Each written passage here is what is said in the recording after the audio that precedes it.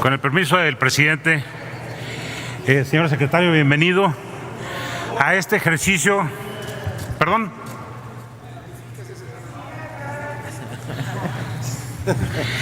Bienvenido, señor secretario, a este ejercicio de, en mi opinión, la función más importante del Congreso, que es la función de control, de contrapeso. Usted lo dijo al iniciar su intervención primera: vengo a rendir cuentas. Pero más que rendir cuentas es una función de diálogo, de contrapeso.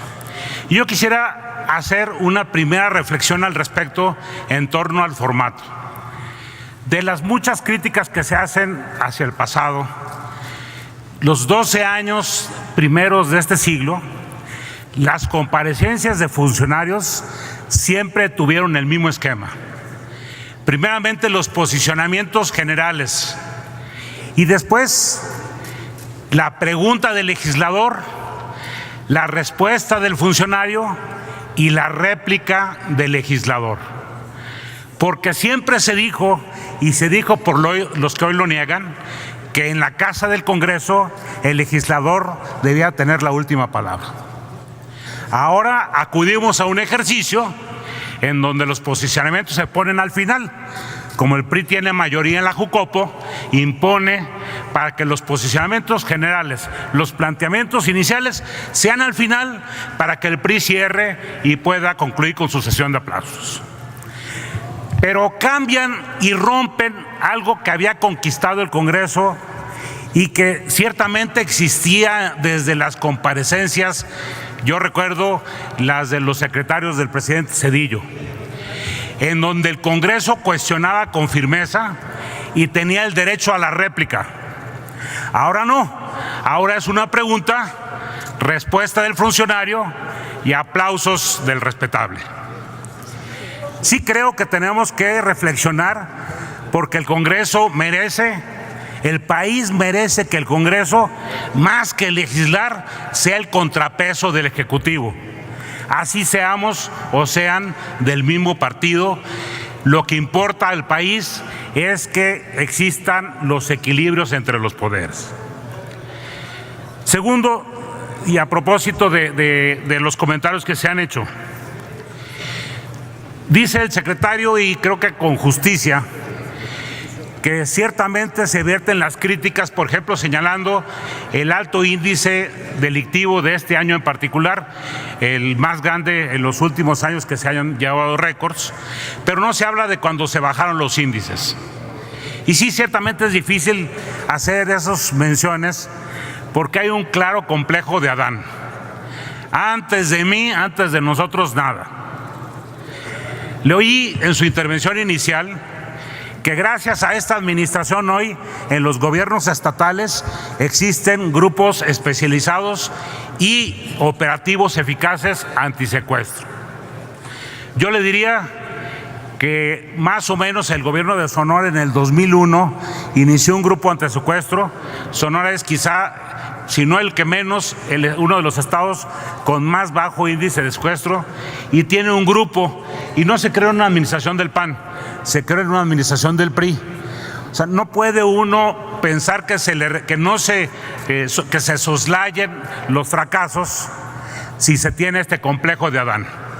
Se habla también y se dijo, nos fue muy bien afortunadamente y qué bueno, en la respuesta que se dio en los sismos del pasado mes de septiembre, porque gracias a todos los cambios que hicimos los 5 años anteriores, estábamos preparados. Protección Civil es una función del Estado que nació precisamente después del sismo del 85. Y yo sí podría señalar algunas deficiencias de esta administración. Se descuidó el tema de los seguros que obligaban a los estados y que condicionaban los recursos de Fonden para que hubiera garantía de que estaba asegurada la infraestructura mínima y las pérdidas fueran siempre en lo posible menores. Y así podría mencionar varios temas que en el largo de la comparecencia se refieren a este complejo de Adán. Antes de nosotros el caos, ahora con nosotros todo es luz. Aquí vino alguien a reconocer que este gobierno sí dialoga y a felicitar al secretario porque se dialoga, porque se construyen acuerdos. pues yo que sepa, el diálogo ha sido desde hace muchos años una herramienta.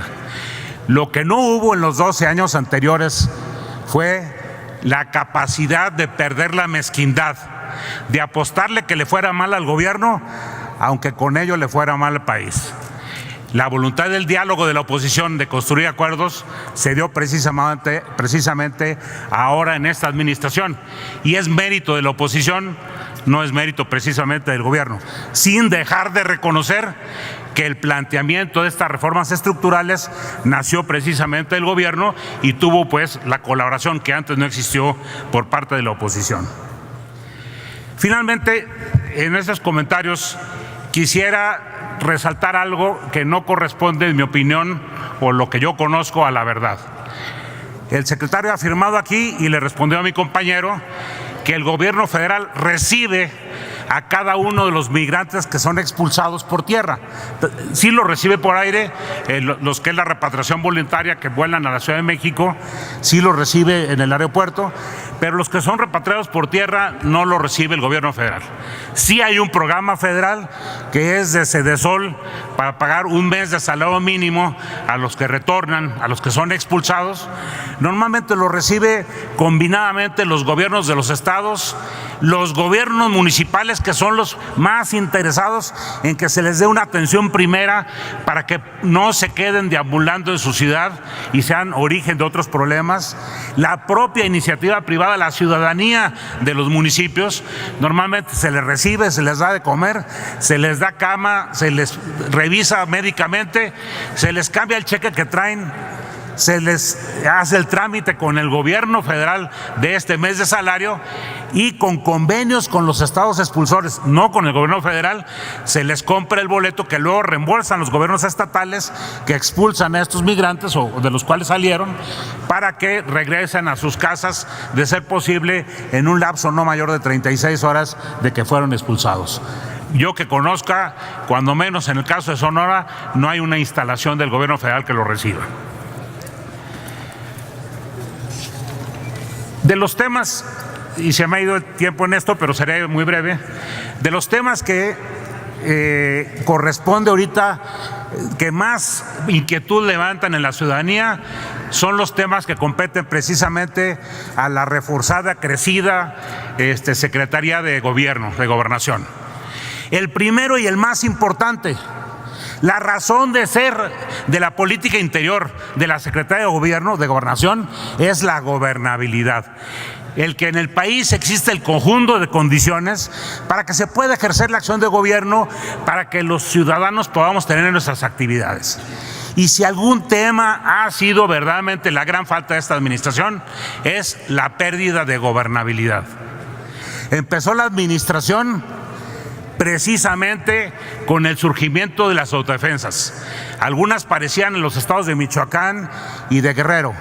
Algunas parecían como una estrategia para combatir al crimen organizado, y el hecho es que imperó y sigue imperando la gobernabilidad en estos estados. Me decía el otro día un estudiante de Michoacán: es difícil tomar un camión foráneo en Michoacán porque no sabes si en el camino te van a bajar y van a secuestrar el camión. Tenemos gravísimos problemas de gobernabilidad.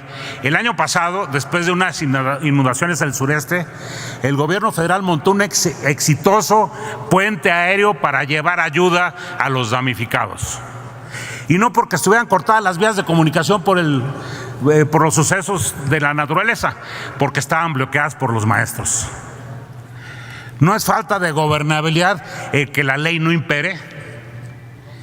Ha habido muchísimos operativos de uso de las fuerzas públicas policiales en donde no existen armas, que no han tenido un solo herido y que han sido exitosas, como fue, por ejemplo, en el 2006 el desalojo del Zócalo de Oaxaca, el desalojo de la mina de Cananea, el tema de Luz y Fuerza del Centro.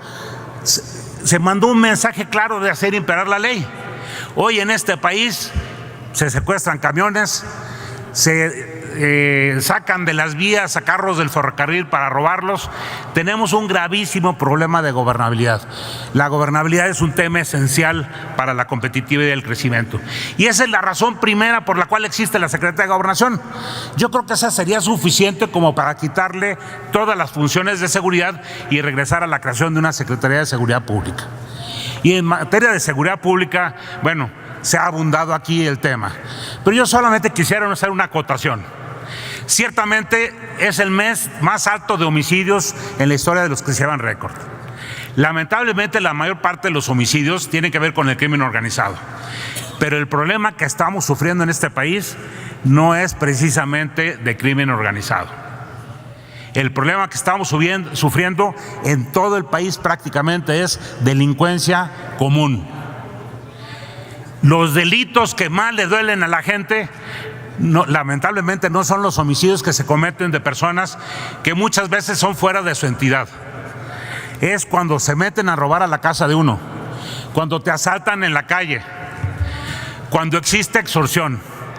Y esos delitos que son materia del orden del fuero común, que compete su combate, persecución y administración de justicia a las autoridades estatales y municipales, hoy por varias razones están esparcidos en todo el país. Y parte de estas razones son de causa federal. Hubo un abandono de lo que eran los controles de confianza. ¿Cuántos jefes policíacos estatales, cuántos procuradores hoy no acreditarían la prueba de control de confianza? ¿Lo aplicó acaso el anterior procurador de Nayarit, por ejemplo? El descuidar esas normas que se habían establecido vino soltando la seguridad de los estados en los temas de delincuencia común. Pero también el insistir que las policías municipales había que desaparecerlas hizo también que bajara la propia necesidad y estima de la sociedad y de los propios, la autoestima de los propios policías.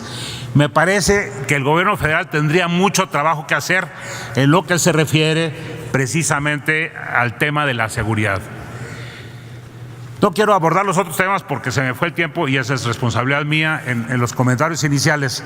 Y voy a concluir simple y sencillamente volviendo al principio, en primer lugar, diciendo sí tenemos que encontrar los mecanismos de hacer estos ejercicios democráticos. La democracia se lastima cuando existe la salamería.